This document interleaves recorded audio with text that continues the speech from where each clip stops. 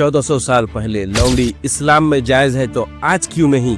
क्या आज के ज़माने में लौंडी का कॉन्सेप्ट इस्लाम में है? ऐसा नहीं है कि लौंडी रखना सिर्फ इस्लाम का ही कॉन्सेप्ट था, बल्कि पूरी दुनिया में लौंडी कॉमन थी। फिर इसे इस्लाम के साथ ही क्यों जोड़ा जाता है? Islamophobia, corrupt politics, media and Islam विरोधी, इन सब ने लौंडी इस वर्ड्स के जरिए पूरी मुस्लिम कम्युनिटी को हमेशा से ही नीचा दिखाया है। आज से 1400 साल पहले जालिम हुक्मरानों ने औरतों को बस इस्तेमाल की चीज बना दी थी। मन करता तो बेच देते या खरीद लेते एंड उन पर बहुत ज्यादा जुल्म करते। उनका गैंग रेप होता, उन्हें मारा जाता, फिर जब मन भर जाने के बाद उन्हें बेच दिया जाता।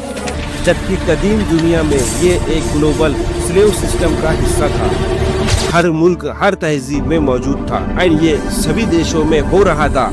इटली, ग्रीस, इजिप्ट, ईरान, तुर्की, Iraq, Syria, China and India. अगर कोई देश जीत जाता तो वो उन सब औरतों को गुलाम बना लेता एंड औरतों की जिंदगी जहन्नुम बन जाती। फिर इन्हें बाजारों में बेचा एंड खरीदा जाता।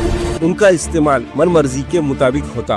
फिर मन भर जाने के बाद इन्हें दोबारा से बाजारों में बेच दिया जाता और इनसे जो बच्चे होते उन्हें भी गुलाम बना लिया जाता। उस वक्त लौंडी दुनिया का नॉर्मल सिस्टम था।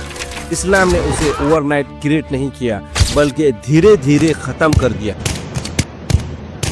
इस्लाम आने के बाद ग्रेजुअली इस प्रथा को खत्म करने के लिए कदम उठाए गए। इस्लाम ने इस प्रथा को मुकम्मल तौर पर खत्म नहीं किया, बल्कि इसको ग्रेजुअली रिफॉर्म के जरिए बदला है। इस्लाम ही ऐसा पहला मजहब था जिसने लौंडियों को इंसानी हुकूक दिए, उनके साथ बेहतर सुलूक का हुक्म जारी किया एंड आज़ादी का रास्ता आसान बनाया। कुरान में लौंडियों का जिक्र मिलता है। अल्लाह ताला ने लौंडियों को आज़ाद करना एक अजीम सवाब करार दिया। ये दिखाता है कि इस्लाम ने ग्रेजुअली तौर पर लौंडी सिस्टम को पूरी तरह से खत्म करने की कोशिश की है। कुरान ने ये भी फरमाया है कि लौंडियों के साथ अच्छा सुलूक करो, उन्हें खाना पानी वही दो जो तुम खुद खाते पीते हो। प्रोफेट मोहम्मद सल्लल्लाहु अलैहि वसल्लम ने फरमाया, जो अपनी लौंडी को तालीम देगा, उसको अच्छा अदब सिखाएगा, फिर उसको आज़ाद करके उससे निकाह करेगा, उस शख्स को 2 गुना अज्र मिलेगा। हजरत अबू बकर रज़ी अल्लाह, हजरत उमर रज़ी अल्लाह और कई सहाबा ने अपनी लौंडियों को आज़ाद किया एंड उनके साथ इसके बाद निकाह किया। ये दिखाता है कि इस्लाम ने उनकी सोशल स्टेटस को इम्प्रूव किया है। प्रोफेट मोहम्मद सल्लल्लाहु अलैहि वसल्लम ने खुद हजरत मारिया किप्तिया रज़ी अल्लाह को आज़ाद किया, जिनसे उनके बेटे इब्राहिम पैदा हुए। ये अमल से दिखाया कि लौंडी की औलाद भी आज़ाद होती है और माँ को उम्मे विलाद का दर्जा मिलता है। सिर्फ इस्लामिक वाद के जरिए जो खवातीन कैद होती वही लौंडियाँ हो सकती थी। किडनैपिंग, चोर बाजारी या जबरदस्ती से किसी को गुलाम बनाना इस्लाम में हराम है। इस्लाम ने लौंडियों को आज़ाद करने के कई तरीके रखे। इस्लाम आने के बाद लौंडी अपनी कीमत देकर भी आज़ाद हो सकती थी, जो इस्लाम आने से पहले नामुमकिन था। हम बिस्तरी के अहकाम सिर्फ मालिक ही अपनी लौंडी के साथ हलाल तरीके से ताल्लुक रख सकता था, जबकि इस्लाम आने के कबल लौंडी को अदर कंट्रीज के लोग गैंग रेप भी किया करते, अदला बदली होती, जैसे औरत की कोई फीलिंग ना हो, एग्जाम्पल एक डॉल। एंड इस्लाम ने ये हुक्म जारी किया कि लौंडी को वो सब अधिकार दिए जाए जो एक बीवी के होते हैं। ये जिना नहीं था, वो उसकी मलकियत थी, लेकिन इसके साथ कई शराइत थी, मेहरबानी, पाकिज़ा इरादा और इंसानियत। आजकल के लोग कहते हैं कि इस्लाम ने लौंडी को प्रमोट किया। ये बिल्कुल गलत है। इस्लाम ने जो सिस्टम था उसको बेहतर बनाया और ग्रेजुअली लौंडी प्रथा को खत्म करने की तरफ ले गया। वो दौर अलग था जब पूरी दुनिया में लौंडी का सिस्टम था। इस्लाम ने उस वक्त के हिसाब से बेस्ट रिफॉर्म्स दिए एंड लौंडियों को हुकूकी राइट्स दिए जो किसी और मजहब या सकाफत में बिल्कुल भी नहीं थे। आज के दौर में तमाम मुस्लिम कंट्रीज में लौंडी प्रथा ऑफिशियली पूरी तरह से खत्म हो चुकी है। मॉडल लॉ के तहत लौंडी प्रथा ये पूरी दुनिया में बैन है।